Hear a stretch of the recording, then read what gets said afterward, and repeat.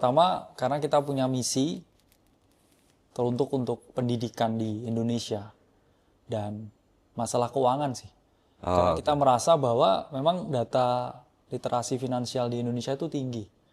Cuman orang yang mencapai kemerdekaan finansial tuh sayangnya belum setinggi itu. Jadi memang ada gap antara bagaimana mereka ini memiliki pemahaman tentang uang dengan cara mereka bisa memperoleh uang dan akhirnya melipat gandakan ya, kita ngomong tingkat kemakmurannya.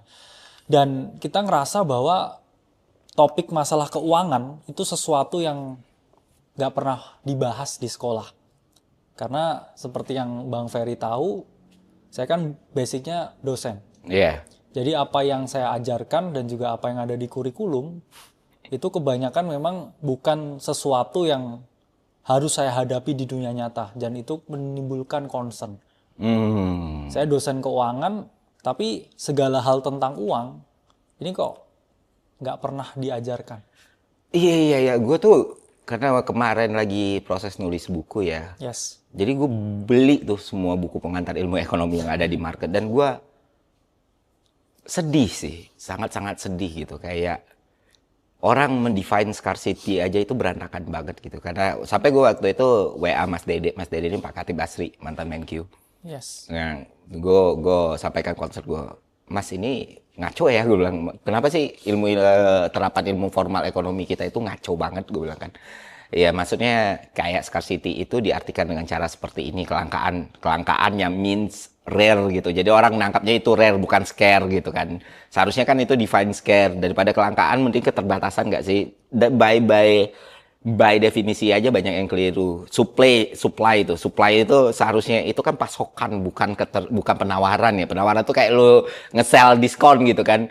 Makanya disebutnya supply chain itu kan rantai pasokan, bukan rantai penawaran. Nah, banyak banget hal-hal yang ngaco kayak gitu. Yes. Utilitas itu kan ketika kepuasan, tapi orang-orang nge-define-nya itu kebermanfaatan. Kepuasan dan kebermanfaatan kan berbeda. Jadi sampai di bab perilaku konsumen, gue tuh geleng-geleng kepala. Kayak behavioral economics itu benar-benar nggak diajarin. Jadi orang taunya teori perilaku konsumen klasik aja.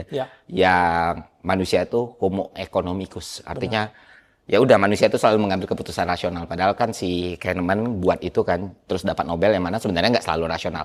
Jadi gue bisa sangat confirm concern dari Pak Kakak yang bilang kalau emang berantakan sih. Dan pengalaman lu jadi dosen itu ngerasain itu semua. Karena kan lu sampai doktoral pun masih ngambilnya di ekonomi ya, di UB. Terus lu juga udah pengalaman jadi asdos, lu pengalaman jadi dosen. Nah, modul lu pelajarin tuh emang mengharuskan seperti itu, Pak? Atau lu dikasih ruang untuk ngajarin yang benar kayak gimana gitu? Karena kan memang kita dalam kurikulum itu selalu memiliki yang namanya pengantar. Dan semua itu kan ilmunya mutlak. Seperti yang Bang Ferry tadi bilang, kenyataannya di dunia ini, itu semua tuh tidak semutlak yang ada di teori. Banyak sekali modifikasi dan juga banyak sekali keadaan-keadaan yang memang itu sedikit berbeda. Udah nggak relevan. Yes.